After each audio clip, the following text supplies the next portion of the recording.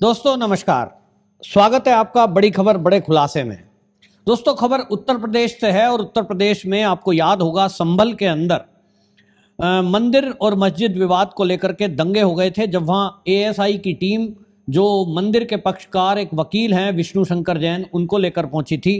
और किस तरह से वहाँ अब ये खुलासा उत्तर प्रदेश की पुलिस ने किया है कि उसमें दाऊद गैंग का हाथ था और उनकी पूरी कोशिश थी कि जो हिंदू पक्षकार वकील हैं विष्णु शंकर जैन, जो हिंदुओं के मंदिर की मुक्ति के लिए एक तरह से वकील हैं कई मामलों में, उनकी हत्या का प्रयास था।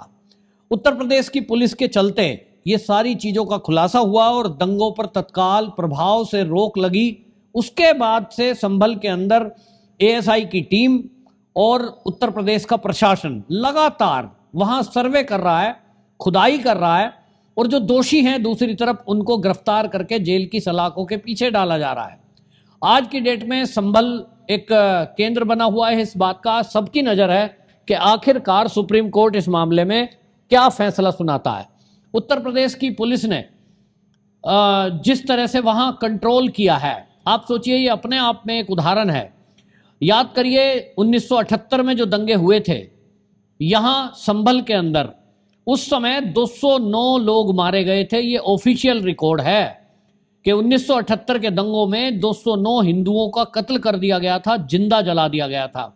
उस मामले में 169 मुकदमे दर्ज हुए थे और 2 महीने तक कर्फ्यू लगा रहा था। आज योगी जी की सरकार उत्तर प्रदेश में है तो जो संभल के दंगे थे ना केवल उसको 3 दिन के अंदर कंट्रोल कर लिया गया, जो दोषी थे उन सबकी भी गिरफ्तारी हुई है। अभी कुछ गिरफ्तारियां होना बाकी है। लेकिन इस सारे मामले में अब एक नया पेच तब आ गया जब सुप्रीम कोर्ट के अंदर उत्तर प्रदेश की सरकार ने जो स्टेटस रिपोर्ट प्रस्तुत की है, उस स्टेटस रिपोर्ट में उत्तर प्रदेश की सरकार ने सुप्रीम कोर्ट को बताया है कि ये जो मस्जिद की बात करने वाले लोग हैं, शाही मस्जिद जो बनी हुई है, उसके पक्षकारों ने, जो मस्जिद की कमेटी है उसने गलत फोटोग्राफी पेश की है और कोर्ट को भ्रमित करने का काम किया है। असल में जो कुएं को दिखाया गया है मंदिर के अंदर, वो मंदिर के अंदर नहीं है, मंदिर के बाहर परिसर में है। और कुल मिलाकर मंदिर के आसपास इस तरह के 19 कुएं हैं जिनका जीर्णोद्धार होना है। एएसआई के द्वारा वो संरक्षित हैं। उत्तर प्रदेश की सरकार उस पर काम कर रही है, लेकिन मस्जिद कमेटी ने उस पर दावा कर दिया कि ये तो मंदिर के अंदर था कुआं और बाकी जो है सरकार इस पर गलत रिपोर्ट कर रही है। कुल मिलाकर उसको विवाद पैदा कर दिया गया, जबकि हकीकत यह है कि वहाँ हरि मंदिर था, उसके प्रमाण हिंदू पुस्तकों में मिलते हैं, उसका प्रमाण हमारे पौराणिक ग्रंथों में मिलता है।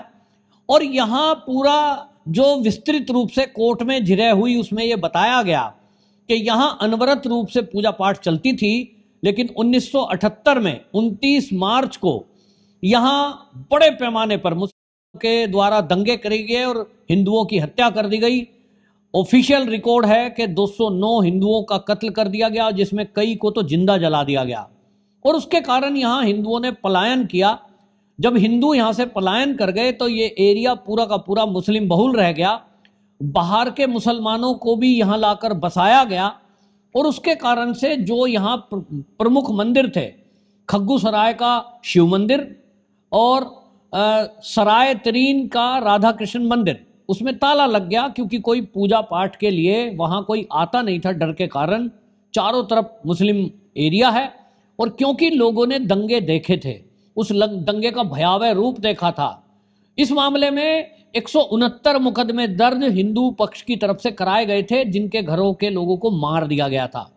लेकिन आपको जान के ताज्जुब होगा कि समाजवादी पार्टी, भले ही आपको लगता होगा कि उसमें यादव है, हिंदू है, आज भी अखिलेश यादव उसके प्रमुख हैं, लेकिन ये पार्टी हमेशा से मुस्लिम तुष्टीकरण करती रही है और इसको लगता है कि यादव तुम्हें वोट देंगे ही क्योंकि मैं यादव हूँ। अखिलेश को भी ये लगता है, मुलायम को भी ये लगता था और वो तो खुलकर बोलते थे MY फैक्टर, यानी उन्हें लगता था कि उत्तर प्रदेश की सत्ता में आने के लिए हमको हिंदुओं की बाकी की जरूरत नहीं है, यादव हमें वोट दे दे और पूरे मुसलमान हमें वोट दे दें तो M और Y माने यादव, उससे हम सत्ता में पहुंच जाएंगे। सत्ता उन्होंने प्राप्त की भी है और लगातार मुलायम सिंह यादव और अब अखिलेश यादव भी उत्तर प्रदेश की सत्ता में काबिज रहा है, लेकिन ये बाकी हिंदुओं की मूर्खता देखिए जो समाजवादी पार्टी के पीछे खड़े हैं, जातियों में बटे हुए हैं, जबकि इसकी हकीकत आप जानोगे तो आपकी रूह कांप जाएगी। सोचिए 1978 29 मार्च को जो दंगा संभल में हुआ, ऑफिशियल 209 लोग हिंदुओं का कत्ल कर दिया गया, लेकिन अनऑफिशियल जो लोग बताते हैं ये संख्या 500 से ज्यादा है।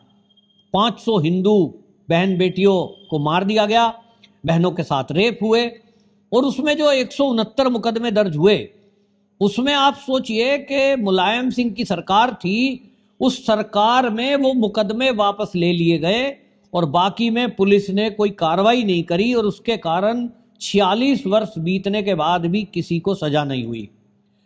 मुलायम सिंह यादव की सरकार ने किस तरह का तुष्टीकरण किया, किस तरह से मुलायम सिंह की सरकार मुसलमानों का साथ देती थी, उसका खुलासा एक पत्र से हुआ है जो 23 दिसंबर 1993 को मुलायम सिंह के द्वारा यानी शासन के द्वारा डीएम मुरादाबाद को एक चिट्ठी लिखी गई, और उसमें लिखा गया कि आपके जिले में 16 मुकदमे दंगों के दर्ज हैं, जिसमें से 8 को वापस लेने के लिए लिखा गया। मुकदमे वापस हो गए, लेकिन पूरे संभल एरिया में और मुरादाबाद में वहाँ डीएम को एक तरह से अनऑफिशियली ये इशारा कर दिया गया कि सरकार नहीं चाहती है कि मुस्लिम पक्षकारों पर कोई कार्रवाई हो, और उसके कारण पुलिस भी ढीली पड़ी, क्योंकि पुलिस का रवैया शासन से चलता है, और उनको दिख गया कि जब नहीं चाहते कि मुस्लिम पक्षकारों के ऊपर कोई कार्रवाई हो तो पुलिस और प्रशासन कार्रवाई क्यों करेगा। और इसलिए आप देखिए कि आज 46 वर्ष बीतने के बाद भी किसी एक को जेल नहीं पहुंचाया जा सका। इसके कारण से हिंदुओं में भय था, हिंदू अपना अपना घर छोड़कर चले गए थे, और बड़ी संख्या में हिंदुओं ने वहां से पलायन किया। आज समय का पहिया घूमा, और आज हमारा सौभाग्य है उत्तर प्रदेश वासियों का कि योगी आदित्यनाथ वहां के मुख्यमंत्री के रूप में स्थापित हैं। योगी आदित्यनाथ जैसे ही सत्ता में आए उनको ये चीजें पता चली, हालांकि इस पर इतना कड़ा एक्शन ना होता यदि जो कोर्ट के आदेश के बाद सर्वे संभल में हो रहा था उसको शांतिपूर्वक तरीके से होने दिया जाता। लेकिन जैसा कि कुछ लोगों की आदत है, और इसमें तो मुलायम सिंह का जो हाथ था, उस समय उनका उत्साह बढ़ा हुआ था, उनको लगता था कि सत्ता की पुलिस और प्रशासन तो हमें कुछ कहेगा ही नहीं। लेकिन इस समय जो खुलासे हुए हैं उसमें एक बात साफ हो गई कि भाई भले ही दाऊद इब्राहिम आपके पीछे खड़ा हो, इस समय उत्तर प्रदेश में किसी की नहीं चलेगी, चलेगी तो केवल एक बाबा जी की चलेगी। और इसलिए योगी आदित्यनाथ की सरकार इस समय है, और योगी आदित्यनाथ की सरकार का साफ संदेश है कि दंगाइयों को बख्शा नहीं जाएगा। भले ही आपके तार पाकिस्तान तक जुड़े हों, एक एक को खोज कर लाया जाएगा, और भारत के किसी कोने में छुप जाओ, छोड़ा नहीं जाएगा। निश्चित रूप से उनके घरों पर बुलडोजर चल रहा है, उनकी प्रॉपर्टियां सील की जा रही हैं, और योगी आदित्यनाथ का प्रण जो है आज वो दिखाई दे रहा है, जिसके कारण से आज संभल के अंदर कोई शासन, कोई प्रशासन, एएसआई की टीम जहां चाहे सर्वे कर ले, जहां चाहे खुदाई कर ले, कोई चूं करने वाला नहीं है। ये वही लोग थे जो विष्णु शंकर जैन वकील की हत्या का प्रयास कर रहे थे, पुलिस पर पथराव कर रहे थे, और उनको लगता था कि ये दंगा भड़काएंगे, समाजवादी पार्टी उनके साथ खड़ी होगी, कांग्रेस उनके पीछे खड़ी हो जाएगी, और हम कहीं ना कहीं प्रेशर बना के ले जाएंगे, सुप्रीम कोर्ट में हमारी सुनवाई होगी और हम झूठ के आधार पर इस केस को जीत लेंगे। लेकिन ना उनको कोर्ट में उत्तर प्रदेश की योगी सरकार बख्शने के मूड में दिखाई दे रही है, और ना जमीन पर बख्शने के मूड में दिखाई दे रही है। उत्तर प्रदेश के अधिकारियों को योगी जी का स्पष्ट आदेश है कि मेहनत करिए, अच्छे से अच्छा वकील करिए, और सच्चाई लोगों के सामने आना चाहिए। तो एक तरफ सुप्रीम कोर्ट में उत्तर प्रदेश सरकार ने जो स्टेटस रिपोर्ट लगाई है उसमें साफ पूरे सबूत दिए हैं कि जो मस्जिद बनी हुई है शाही मस्जिद संभल की, वो भी सरकारी जमीन में है। यानी आज नहीं तो कल, अब समझ लीजिए सुप्रीम कोर्ट का आदेश का इंतजार है, क्योंकि सुप्रीम कोर्ट ने बुलडोजर चलाने पर मना किया है, खुदाई के लिए भी मना किया है। तो सुप्रीम कोर्ट में अब उत्तर प्रदेश सरकार की दलीलें इस तरफ बढ़ रही हैं कि वो ये कहलवाएं कि हाँ ये मस्जिद अवैध है। सुप्रीम कोर्ट का आज नहीं तो कल इस पर फैसला आएगा, और जिस दिन फैसला आएगा यकीन मानिए इस मस्जिद पे भी बुलडोजर चलना तय है। मस्जिद पे भी बुलडोजर चलेगा, और मंदिरों में जो ताले लगे हुए हैं उन तालों को खोला जाएगा, सर्वे का काम आगे बढ़ेगा और दूसरी तरफ पुलिस अपना काम कर रही है कि जो दंगाई थे, एक एक दंगाई को पकड़कर जेल की सलाखों के पीछे डाला जा रहा है। इसमें आपको यह भी बता दूं कि जो मुलायम सिंह की जब सरकार थी 23 दिसंबर 1993 को जो डीएम मुरादाबाद को चिट्ठी लिखकर मुकदमे वापस लिए गए थे मुस्लिम पक्षों से, दंगे के जो दोषी थे, उनमें भी अब दोबारा योगी आदित्यनाथ जी ने कहा है उन लोगों से, पीड़ितों से, कि आप एप्लीकेशन दीजिए, हम आपके मुकदमों को जो वापस सरकार ने लिए थे मुलायम की, हम उन पर वापस से कार्रवाई करेंगे। अब आप सोचिए कि समाजवादी पार्टी की सोच क्या है।